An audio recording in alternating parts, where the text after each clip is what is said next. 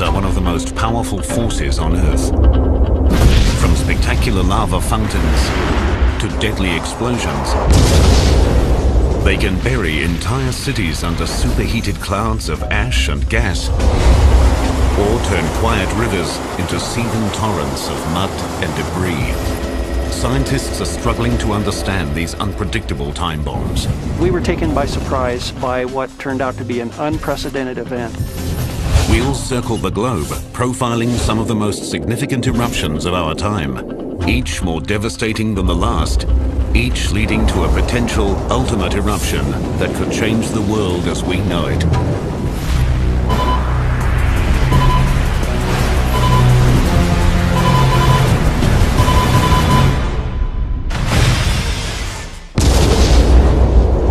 Volcanic eruptions are dramatic reminders that our world is a living planet. Their destructive force is 4 billion years old, a force that commands respect. Volcanoes combine the beauty and the beast, the power to create and to destroy. From the very beginning, they've served a vital function, releasing heat, gas, and minerals from deep beneath the Earth's crust. These byproducts proved vital to human life, creating the Earth's atmosphere. If volcanoes did not exist, neither would we. To me, they're one of the most beautiful things you can ever witness. But to the people who live under them, they're the most terrifying and destructive thing you can ever witness. Cameraman Jeff Mackley's mission to film the world's volcanoes comes with risks. On one mountain, he avoided death by moments when a lethal mixture of hot gas and ash just missed him. It was a loud roar like a freight train, and a pyroclastic flow came down the valley that we'd just been in. So, yeah, another 5 minutes either way, it would have been curtains for us. Mackley risks his life to record volcanoes' beauty. Others risk theirs to record their power. Many of us have experiences that could either have gone one way or the other depending upon just something small that happened. In the past 60 years, volcanic eruptions have killed at least 27 scientists. Even so, their quest for knowledge continues. On average, between 50 and 60 volcanoes erupt every year. About 20 are erupting at any given moment.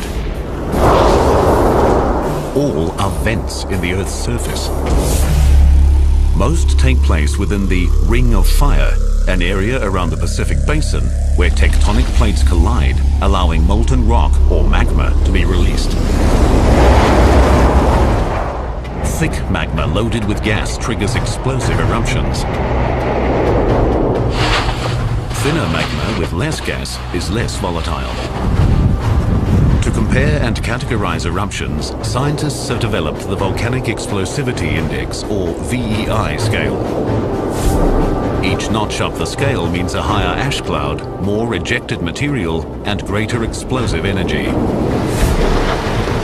The events profiled here begin with a non-explosive eruption and peak with a planet-altering super eruption, one that experts say will eventually happen.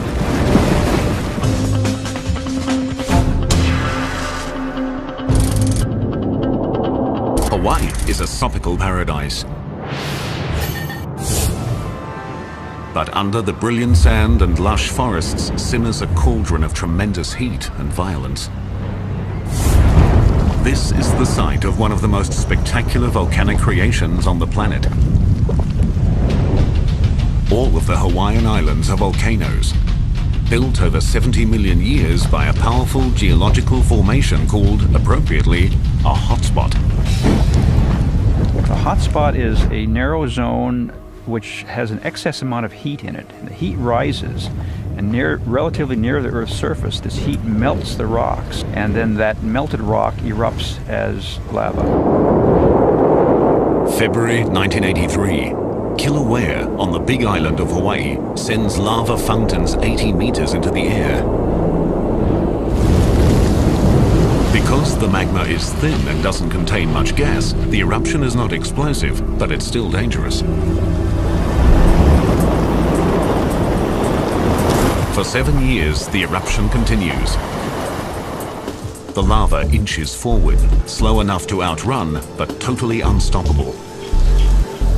In February 1990, it reaches the fishing village of Kalapana. Hundreds are evacuated. It became a very painful experience, actually, to watch this because it was just creeping through town, you know. Every week or so, another block's worth of houses were gone. Residents have time to pack up their belongings and in some cases their entire homes. Others can only watch as the lava destroys their past. We moved out that afternoon and 2 days later our home was engulfed by flames. And we were able to watch the lava come into our yard. By December, the entire village is gone, buried under more than 15 meters of molten rock. Behind me is the eastern edge of what used to be the town of Kalapana. In 1990, there were about 150 homes out here, and they've been buried by about 5 stories worth of lava. Despite the hardships caused by the volcano, some Hawaiians see beyond their personal tragedy. They respect the power and the beauty of the lava, a force they worship as a goddess named Pele. We don't really resent or feel like it was a loss for us because we know that Pele, this is her land, her aina, and she can come anytime she wants to and go anywhere she wants to. Since 1983, Kilauea has displaced almost 200 families and destroyed millions of dollars worth of property. In that same time, it's added more than 200 hectares of land to the island, continuing the 70-million-year process that created all of Hawaii. It's a stunning example of how a volcano creates and destroys at the same time. Its slowly oozing magma is a permanent threat, but rarely produces a violent explosion. In our next event, thicker magma trapped in a geological powder keg triggers a much more explosive volcanic eruption. Lethal white-hot clouds of gas descend on thousands of people, wiping out an entire Caribbean capital. And later, in our ultimate disaster scenario, a supervolcano strikes the heart of Europe, demolishing a major city and casting a shadow over the entire planet. The stunning lava fountains and flows of Kilauea on the big island of Hawaii both create and destroy, but rarely are lethal. But there are much more explosive and dangerous volcanoes, ones that spew out deadly gas and ash clouds. One such volcano ravaged half a nation and sent 19 to their graves.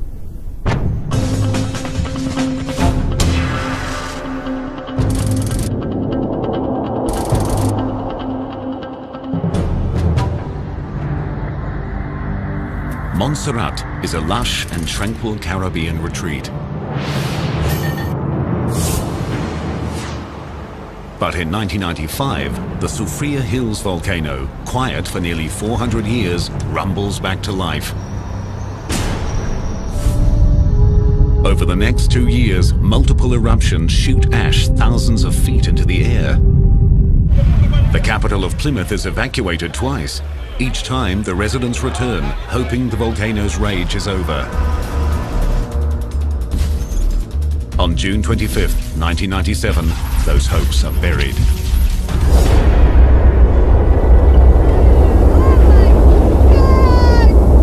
At 1 p.m., a giant ash cloud erupts nearly 10 kilometers high. In the next 30 minutes, close to 800-degree mixtures of ash and rock race downhill at more than 100 kilometers an hour. The lethal clouds are called pyroclastic flows. Roy Daly lives 3 kilometers from the volcano. He hears the eruption and rushes outside to see the flow racing by him, less than 50 meters away. Started to feel some heat and the darkness started to roll over the road. So I got in my car and I sped away like crazy. I drove on top the hill, away from the pyroclastic flow. The force of the thick mixture of gas, ash and rocks flattens everything in its path. Roy watches helplessly as entire villages are destroyed. He's managed to escape the pyroclastic flows, but he's not out of danger yet. I was scared to death. I thought I wasn't going to live. It was so dark that if you put your hands to your face, you couldn't see them. Hot ash raining down on you, real hot ash. I felt scared. I couldn't move, I couldn't see, I couldn't breathe properly. So, of course, I felt I was going to die. But I was hoping I didn't die, and I didn't. Roy is finally evacuated by helicopter, but not everyone is able to escape.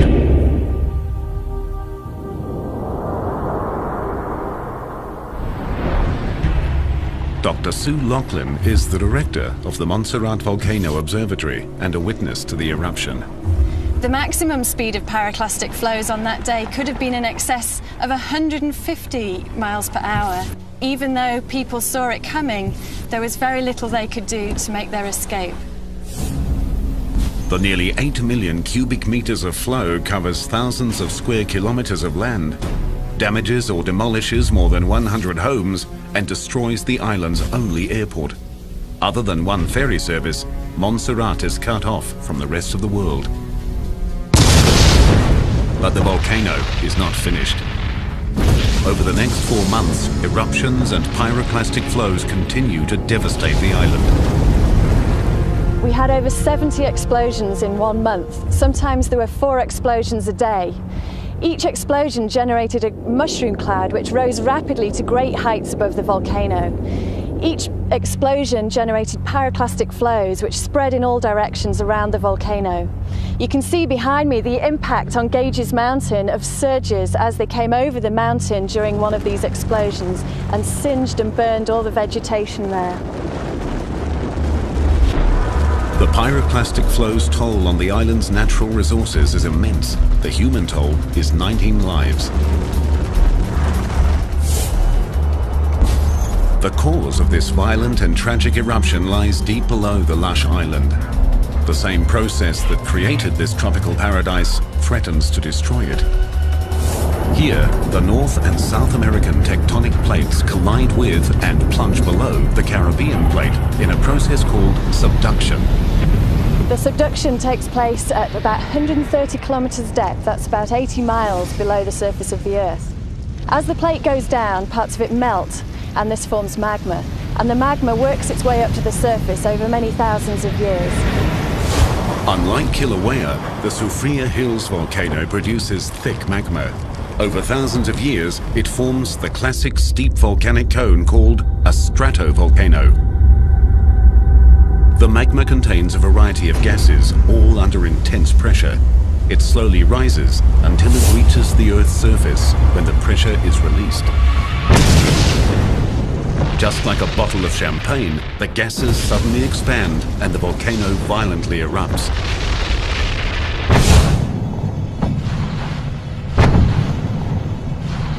Thousands of kilometers away in Bari, Italy, scientists are studying Soufriere Hill's most lethal side effect. The purpose of these experiments is to understand the dynamics of pyroclastic flows, so to be prepared for the next events. Dr. Dolino and his team load about 200 kilos of actual volcanic ash from Mount Vesuvius into a cylinder. Pressurized gas creates an explosion that ejects the ash. The volcanologists track the height, direction, and density of the ash with a variety of instruments and high-speed cameras. Next, researchers will match the test with the topography of specific volcanoes. They'll then be able to pinpoint specific areas where pyroclastic flows are likely to strike. Local authorities can evacuate those areas prior to an eruption, potentially saving many lives. But tragically, for those in the path of stratovolcanoes like Soufriere Hills, pyroclastic flows and ashfall aren't the only threats. Every year, between 1,200 and 2,000 millimeters of rain fall on Montserrat. Heavy rains run down the channels created by the pyroclastic flows, transforming them into massive mudslides called lahars. Most of this debris that we see around us is caused by lahars washing all the pyroclastic flow debris further down the hill and progressively burying Plymouth under all this mud and boulders. Lahars have buried so much of Plymouth that the city has been permanently abandoned. They were the volcano's final salvo in a brutal one-sided war. The Soufriere Hills volcano destroyed more than 1,000 homes, left more than half of the island uninhabitable, and destroyed the nation's capital. About 4,500 people remain on the once thriving island of 12,000. It was sad to see people just having to go by droves out of Montserrat. But it was understandable because these people had lost their properties. It was a pure strength why I stayed here. I mean, you had no place to go, no place to live, with families and friends, being shacked up still in schools and churches. It was difficult and it was very sad. But the volcano has also created new opportunities that have helped revitalize the island. Volcano-related tourism is rising. Roy Daly owns and operates a tour bus business. People are anxious to see a live volcano. I don't think there's any place on the face of the earth that you could see a live volcano from approximately 1 mile from it bubbling and rolling and rocking, right? Though Soufriere Hills' multiple pyroclastic flows and lahars were lethal and destructive, its eruptions never exceeded a 3 on the Volcanic Explosivity Index. But when a VEI-5 fires a single 24 megaton blast, it destroys thousands of acres of land and kills dozens of people. And later, scientists explore the potential for a super eruption, one unseen in modern times, one that could kill millions. The pyroclastic flows and lahars of the Soufriere Hills volcano on Montserrat destroyed the island's capital, killed 19, and changed the nation's landscape and thousands of lives forever. In 1980, America's Pacific Northwest experienced a different and rare type of eruption that acted like a giant cannon blast, flattening entire forests and killing dozens.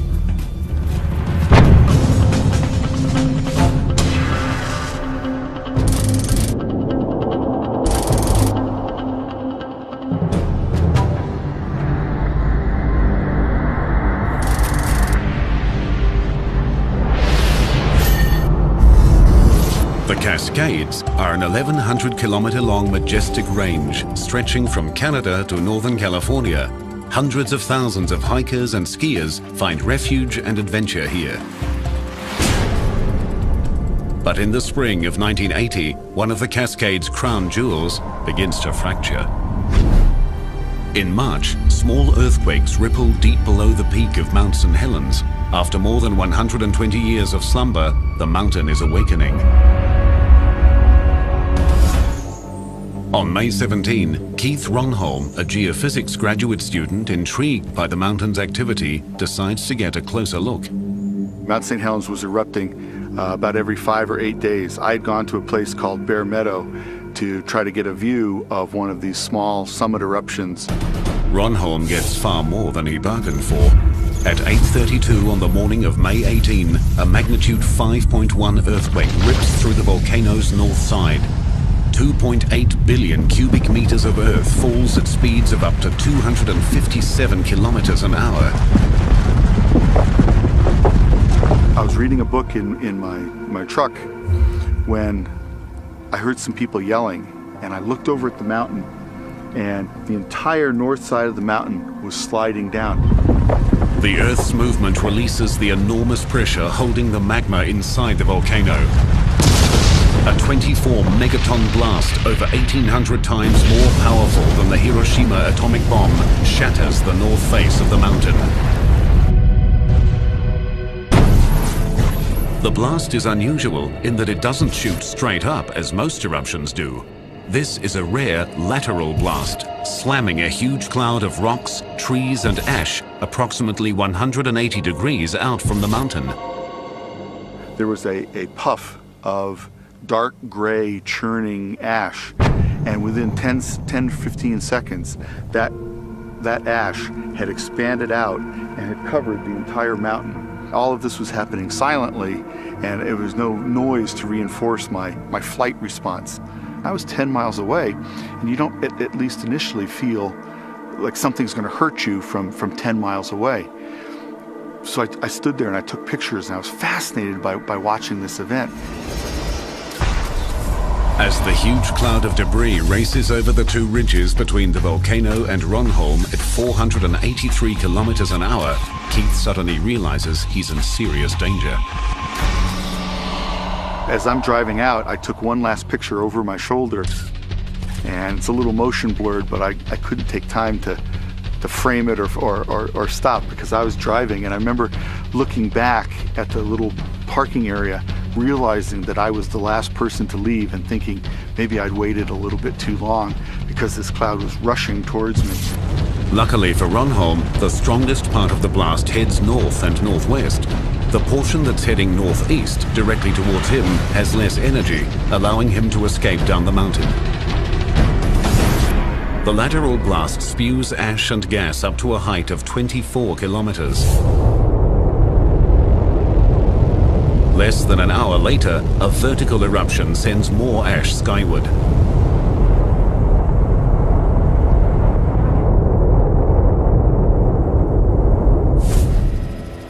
Into this grim scene flies Jess Hageman with the Washington Army National Guard.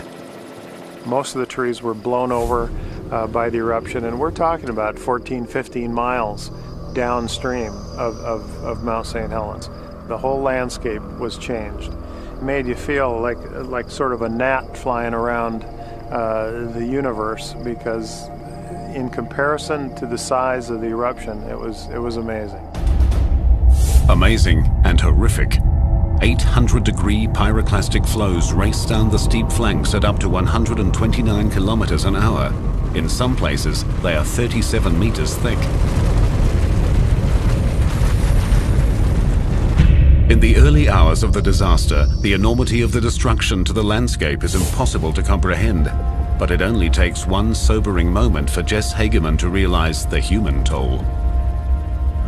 It was on this ridge right straight ahead of us here that we found the first two survivors in the blast area. And that turned out to be Jim Skamanki and his partner, Leonid Skurkadov. And we eventually were able to pick those two people up.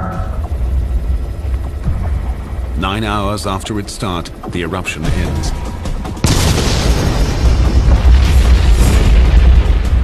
Scientists struggle to comprehend the enormous scope of the event. Before the eruption, Mount St. Helens stood at 2,949 meters tall. Now, it's 401 meters shorter. The blast destroyed enough trees to build 300,000 houses. Thousands of logs still litter Spirit Lake, 5 kilometers from the summit. The volcano shot out more than 508 million tons of ash that spread across the entire US in 3 days. 2 days after the eruption, geologists get their first close look at the desolation. It was like walking on the moon. I have never seen anything like it. This entire area, which is 600 square kilometers or 230 square miles, was totally devastated. There wasn't a living thing in that entire area, not an insect or a bird or an animal. There was only one color, and it was this gray color of the deposits. The ground was covered with hot rocks, and there were fumes and hot gases coming out of the ground all over the place. In the months following the eruption, teams of experts carefully study every facet of the mountain. One oddity of Mount St. Helens was that some people heard the eruption as far away as Canada, but eyewitnesses like Keith Ronholm, just 16 kilometers away, heard nothing. Because of the way the temperature structure in the atmosphere gets cooler with height, that the sound waves from explosions are bent away from the surface of the Earth. And when they reach the stratosphere and the temperature again increases with height, they're bent back down. So no one between 6 and 60 miles from Mount St. Helens heard the May 18th eruption. Since 1980, the mountain has experienced tens of thousands of small earthquakes and numerous minor eruptions. Most significantly, since 2004, the volcano has been continuously erupting lava, creating a giant lava dome that is still growing today. It's volcanologists like Rick Lahusen's job to find ways to monitor all of this activity. What we needed was a way to get our instruments out there very quickly without putting people on the ground in harm's way, and yet still be able to monitor changes in the eruption. So what we came up with is this stainless steel superstructure, which kind of looks like a daddy long-legged spider, so we kind of call them spiders. This is a GPS antenna which receives timing signals from satellites and lets us locate exactly where this is. The signals go into the computer system, and then the data come out at the request from computers back in the office and are transmitted out through this antenna. With the spider securely attached to a chopper, it's time to head into the belly of the beast. As they approach the crater, the new lava dome is visible, spewing out sulfur dioxide gas and steam. This is proof that magma is reaching the surface with the potential to build to another eruption. The most dangerous moment for Rick and his pilot comes as they place the spider on the lava dome. This close to the crater floor, exploding rocks or a sudden burst of steam could easily kill them. Operating with the precision of surgeons, the men carefully place the spider directly on top of the lava dome. Within seconds, the device begins gathering and transmitting data. At the Cascades Volcano Observatory in Vancouver, Washington, Lahusen analyzes the spider's digital camera images. Time-lapse photography shows the lava dome's formidable growth. What's really phenomenal about this is how much rock is coming out of the ground. It's taller than the Empire State Building. It's coming up at 5 meters per day, more than 200 meters across, and it's right here in our backyard. No conclusions have been drawn yet about the lava dome's rapid growth. Geologists warn that an eruption similar to the 1980 event is possible, but unlikely. They are certain, however, that future eruptions of some sort will occur. Whatever its future, the mountain's recent past continues to reverberate today, especially for those who were there. It's just an amazing event to witness that we normally think of the Earth as being a very static, stable environment that doesn't change. But when you get to watch a volcanic eruption and you watch a giant piece of the Earth slide away, followed by this dynamic, churning ash cloud that flattens tens of square miles of forest, you realize how powerful nature can be and how powerful geologic forces can be.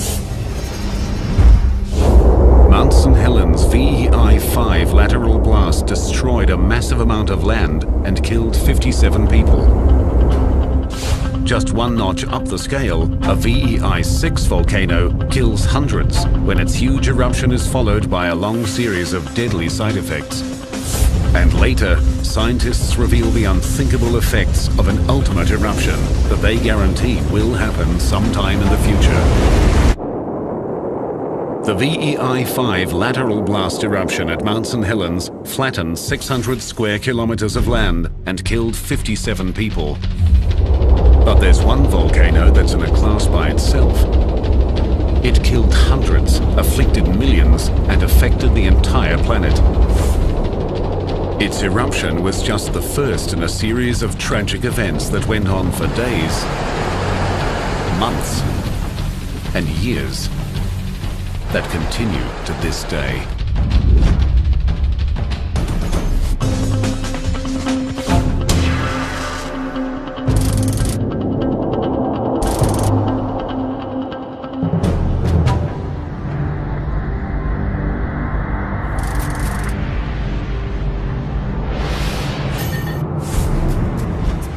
Luzon is the largest of the Philippine Islands. It's home to 56 million people, the capital city of Manila, and Mount Pinatubo. For centuries, thousands have lived on and around the mountain. Farmers harvest rice and other crops from its fertile soil. What many locals didn't know or believe is that the mountain is a volcano. Even most experts who knew it was thought it was inactive. On June 9, 1991, the mountain erupts for the first time in more than 500 years. Eruptions, earthquakes, pyroclastic flows, and ash batter the island day and night. Geologist Dr. Kelvin Rodolfo arrives 4 days later. The amount of ash was falling so thickly you couldn't see any more than 20 feet. There were pieces the size of chicken eggs that were landing on us. On June 15th, a massive eruption spews 5 cubic kilometers of volcanic debris 35 kilometers high. The top of the mountain collapses, triggering a series of large earthquakes. Rodolfo is one of thousands trapped in the city of Olongapo, 33 kilometers from Pinatubo. I was terrified continually during the eruption. Every 3 minutes or so there was a noticeable tremor, one of the magnitude that would cause you impulsively to want to run outside of a building. But outside, the scene is equally terrifying. Reddish lightning was darting horizontally above people. And the claps of thunder were practically simultaneous with the lightning. This intra-cloud lightning is caused by static electricity in the ash cloud. It's seldom dangerous because it strikes horizontally instead of vertically. Still, fear of the conditions outside stops many locals from sweeping the ash off their roofs. Something that will have fatal consequences. On the same day as the eruption, a typhoon strikes Luzon. The heavy rains mix with the ash. Since ash consists of fine particles of rock and minerals, adding water turns it into a cement-like substance. For those with several centimeters of ash on their roofs, the mixture is a deadly one. The passing typhoon saturated the ash with water, making it a lot heavier, causing roofs to fall in and pull the walls of houses in after them. As if that isn't enough, vast pyroclastic flows fill the valleys around Pinatubo with debris. Once again, the typhoon turns a volcanic byproduct into a lethal weapon, lahars.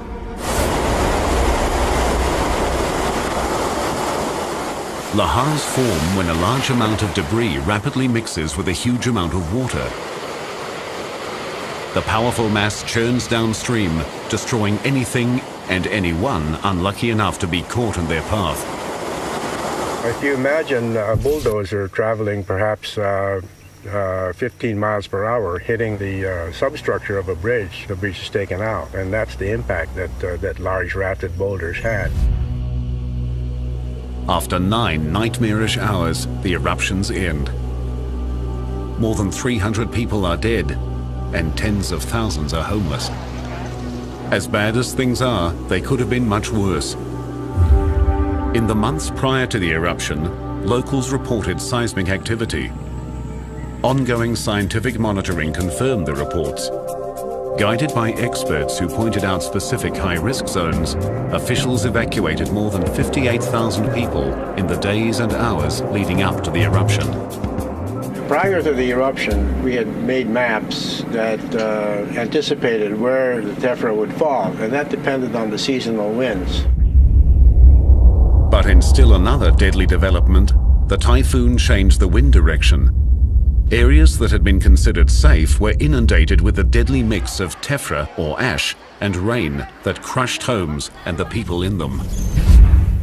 As thousands begin the massive cleanup, the volcano's effects become global. 1 month after the eruption, the huge ash cloud circles the Earth. In the upper atmosphere, sulfur dioxide is converted into sulfuric acid aerosols. They reflect the sun's radiation away from the Earth, cooling the entire planet's surface by 1 degree. The effects on the Earth's atmosphere will last more than 2 years. Back in the Philippines, the volcano's after effects continue. In the 3 months following the eruption, heavy rains trigger more than 200 lahars. As time progressed and the flows eroded deeper and deeper into the lahars, the channels got larger and larger and became much more efficient conduits for the slurries to flow down. To help the hundreds of thousands of people in harm's way, lookouts are stationed upriver.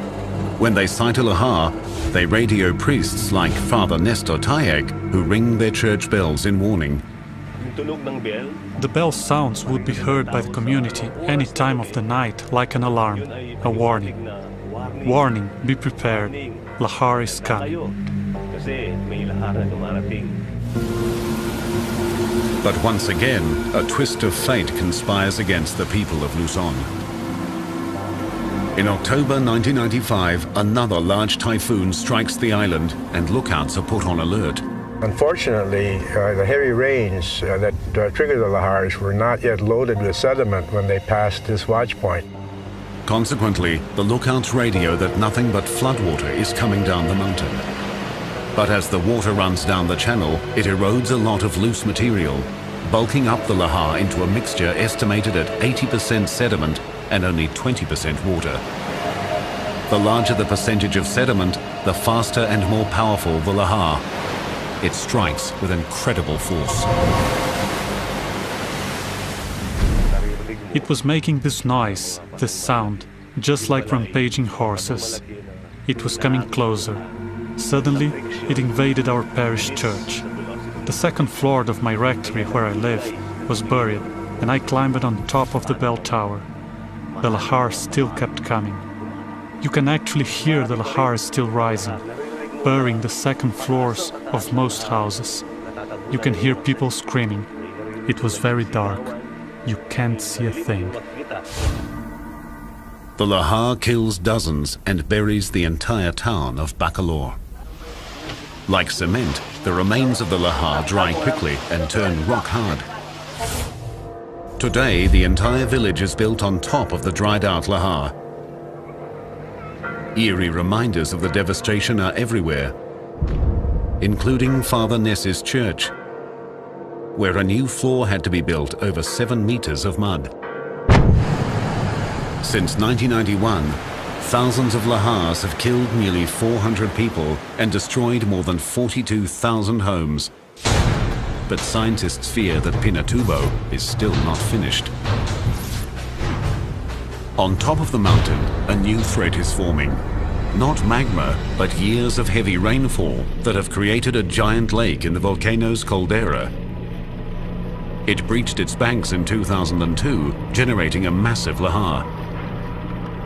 Geologists are concerned about a huge fault that runs through the area.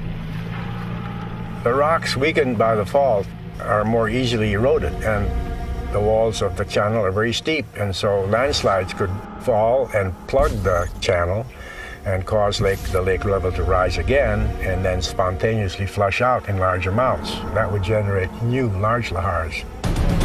The lake contains 100 million cubic meters of water. 46,000 people live below it. All would be threatened by a major lahar. To date, the eruption and lahars have affected almost 2 million people. For the battered but resilient residents of Luzon, Pinatubo is a constant threat. For scientists, it's an ongoing spectacle. In geological training, we are accustomed to thinking in terms of small events repeated over millions, tens of millions, or even hundreds of millions of years to generate mountains.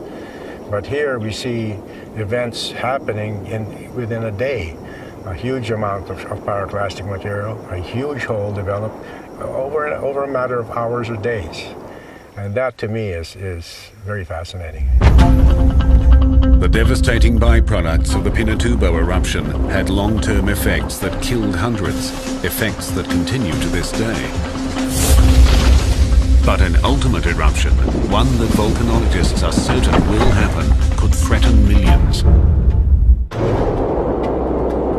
The VEI-6 eruption of Mount Pinatubo and its after-effects killed more than 700, sent a huge ash and gas cloud around the globe, and lowered the Earth's surface temperature. If we were to experience a VEI-7 super eruption, it would be 10 times larger. It would destroy all life for dozens of kilometers. It would drastically change the Earth's climate, and scientists say it will happen someday.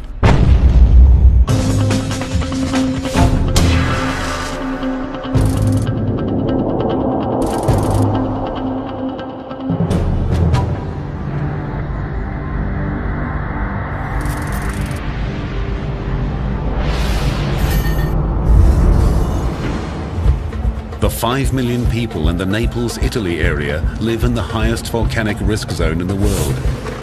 Approximately 11 kilometers to the east is Mount Vesuvius. Its 79 AD eruption killed more than 20,000 in Pompeii and other villages. Since then, the volcano has erupted 50 times, most recently in 1944.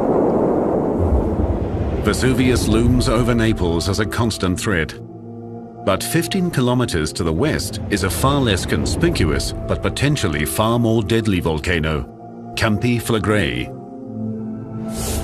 Campi Flegrei is an enormous 13-kilometer wide caldera with a series of craters scattered inside. 350,000 people actually live within the caldera walls. Since Campi Flegrei is not a tall, imposing volcano like Vesuvius, it attracts little attention. But volcanologists like Steve Self know the massive power it contains. Here we are in the middle of a volcano that's got a remarkable history of eruptions since it was first formed about 35,000 years ago. This area has had repeated eruptions, forming the craters like the one we're in. We're in a volcanic crater that still has steam vents acting and hissing, as you can hear behind us. These steam vents reach temperatures of nearly 700 degrees. To a casual observer, that's impressive. But to experts, the vents, along with ground shifts, are ominous warning signs. An indicator of Campi Flegrei's power lies in deposits left by a massive eruption 35 to 40,000 years ago. It was 10,000 times larger than the 1991 Pinatubo eruption. These 80-meter tall cliffs in Sorrento, 30 kilometers from Campi Flegrei, are composed of volcanic material left from the super eruption. Volcanologist Giuseppe Mastrolorenzo knows they are geological proof that enormous pyroclastic flows swept through this entire area. The pyroclastic flow moved this way as a turbulent cloud and then emplaced in mass, thus causing the burying of all the area around Naples. What scientists know about Campi Flegrei's past gives them a realistic model of what could happen in its future. The scenario begins with a massive disturbance somewhere within the vast caldera. A super eruption. More than 242 cubic kilometers of dust, gas and pumice hurtle into the air. It would bury very large areas, the size of a major city or more, in thicknesses of ash that are hundreds of feet thick. Enormous pyroclastic flows race from the volcano at near supersonic speeds. Buildings that aren't already buried by ash are knocked down by the force of the flows, or incinerated by their 800-degree temperatures. The once proud city is completely annihilated. The death toll from the flows and ash is apocalyptic. We can assume that in case of a super eruption, several million of people will be killed. The casualties and destruction spread far beyond the immediate area. The eruption column grows to a staggering height of 30 kilometers.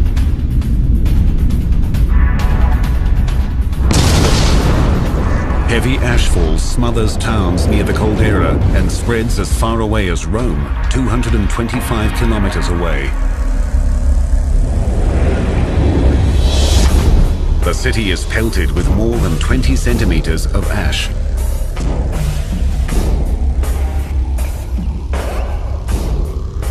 Enough to cause roofs to collapse and kill thousands of people.